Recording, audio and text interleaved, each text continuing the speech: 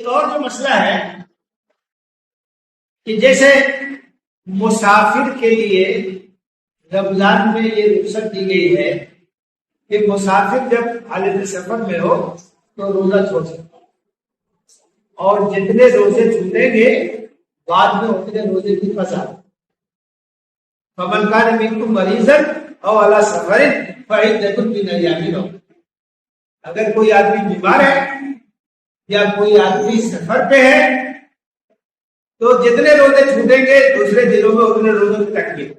یہ مسافر کو رعایت کی، یہ مسافر کو سہولت. تو اب ذہن میں یہ سوال پیدا ہوتا ہے کہ سفر شرعی کیا ہے؟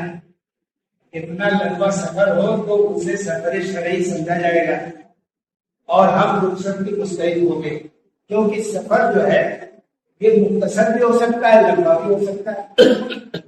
تو اس سلسلے میں ہمارے فقہا کے درمیان کچھ اختلافات ہیں اور اجتہاد سے انہوں نے طے کیا ہے کہ بعض لوگ کہتے ہیں کہ 80 کلومیٹر کا سفر ہو تب آپ جو ہے وہ سفر شرعی کے مستحق ہوں گے اور آپ جو ہے قصر کریں گے اور آپ جمع بین الصلاتین کریں گے اور آپ روزہ چھوڑ سکتے ہیں.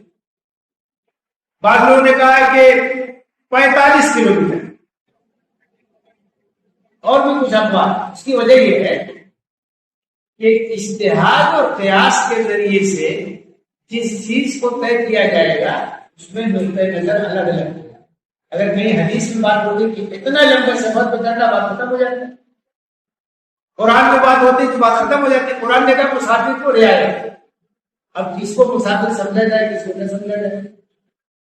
تو قرآن حدیث میں اس کی وضاحت نہیں ہے، اس کی تائید نہیں ہے. تو جس چیز کی تائید نہیں ہوتی ہے ہمارے فقہا اجتہاد کے ذریعے سے، قیاس کے ذریعے سے اس کو طے کرنے کی کوشش کرتے ہیں. اور جب اجتہاد کے ذریعے سے کوئی چیز طے ہوگی تو اختلاف کرا. تو اس میں بھی اختلاف ہوا تو کوئی بھی لے سکتے، کوئی بات نہیں ہے چیز. اور سے اقوال ہے جس پر اطمینان ہوا کہ اس کو لے سکتا. دوسری جو ایک بات ہے لوگوں کے ذہن میں سوال پیدا ہوتا ہے کہ سفر میں رخصت اس لیے دی گئی ہے کہ سفر میں مشقت ہے،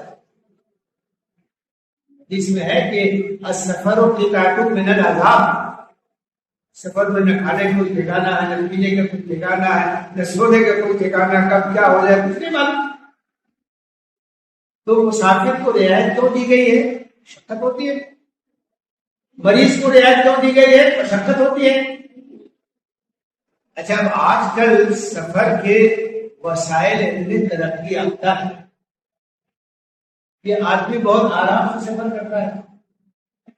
پلین سے جا رہا ہے، ایئر کنڈیشن بس سے جا رہا ہے، ٹرین سے جا رہا ہے اور اے سی میں اس کا ٹکٹ ہے، کوئی مشقت نہیں، آرام کے ساتھ جا رہا ہے.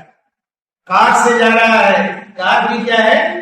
مکیف ہے، ایئر کنڈیشن ہے، گرمی کا کوئی احساس نہیں. تو یہ سوال پیدا ہوتا ہے کہ اگر آرام سے سفر ہو تب بھی ہم روزہ چھوڑ سکتے ہیں کہ نہیں؟ تب بھی ہم رخصتوں سے فائدہ اٹھا سکتے ہیں کہ نہیں؟ تو اس سلسلے میں دیکھیے شریعت کا جو اصول ہے، شریعت کا اصول یہ ہے کہ احکام کو ایسی چیزوں سے وابستہ کیا جاتا ہے جن کا ادراک آسان ہے. اگر فیصلہ کرنا مشکل ہو جائے گا تو لوگ زحمت میں پڑ جائیں گے. اگر یہ کہا جاتا کہ سفر میں مشقت ہو تب روزہ چھوڑ سکتے ہو اور مشقت نہ ہو تو روزہ نہیں چھوڑ سکتے، تو لوگ پریشانی میں مبتلا ہو جاتے. کتنی مشقت کو مشقت مانا جائے؟ کون سا سفر ہے مشقت والا، کون سا مشقت والا نہیں ہے؟ ایک ہی سفر ہے، ایک آدمی کے لیے کوئی مشقت ہے، دوسرے آدمی کے لیے کوئی مشقت نہیں ہے، تو فیصلہ کرنا بڑا مشکل ہو جاتا ہے. تو شریعت میں یہ ہوتا ہے کہ حکم کو ایسی چیز سے مربوط کر دیا جاتا ہے جو ظاہر ہو، آسان ہو اور جس کا فیصلہ کرنا دشوار ہو. تو اب ایک چیز ہے اسی کو کہتے ہیں حکم کی علت، اور ایک چیز ہے حکمت. جیسے آپ غور کیجیے، مسافر کے لیے روزہ چھوڑنے کی اجازت، یہ رخصت ہے. اس کی علت کیا ہے؟ اس کی علت سفر ہے. اس کی حکمت کیا ہے؟ مشقت سے بچانا. اور یہ اصول ہے شریعت کا، احکام کا دار و مدار حکمت پہ نہیں ہوتا ہے، علت پہ ہوتا ہے. کیونکہ حکمت ایک مخفی چیز ہوتی ہے، اس کا ادراک کرنا یہ مشکل ہوتا ہے. احکام کو اگر اس کے ساتھ مربوط کر دیا یہ لوگ پریشانی میں پڑ جائیں گے. علت ایک ظاہری چیز ہوتی ہے. سفر علت ہے. اب جو مسافر ہے وہ رخصت سے فائدہ اٹھا سکتا ہے، کوئی دقت نہیں. آپ نے مان لیا 45 کلومیٹر سفر چلے، اگر مان لیا تو کوئی دقت نہیں. اب آپ شاہجہاں جا رہے ہیں تو شاہجہاں کتنے کلومیٹر ہے؟ شاہجہاں 60 کلومیٹر ہو گیا. آپ مسافر بات ختم ہو گئے. سراگیر جا رہے ہیں، سراگیر اتنا ہے کہ نہیں ہے، نہیں ہے. تو اب جب سفر کو بتا دیا گیا کہ یہی معیار ہے رخصت کا، تو آپ کے لیے فیصلہ آسان ہو گیا. تو اگر جو حکمت ہے اس پر دار و مدار ہوتا تو آپ کے لیے مشکل ہو جاتی. تو اس لیے چاہے سفر کتنا ہی آرام دہ ہو، چاہے سفر ایئر کنڈیشن گاڑی میں ہو، آپ مسافر ہیں، آپ رخصت سے فائدہ اٹھا سکتے. آپ روزہ چھوڑ سکتے، آپ نماز قصر کر سکتے، آپ دعا میں صدقہ کر سکتے. تو اس لیے یہ الجھن نہیں ہونی چاہیے کہ سفر اگر بہت آرام دہ ہو تو اس میں ہم رخصت سے فائدہ اٹھا سکتے ہیں کہ نہیں اٹھا سکتے.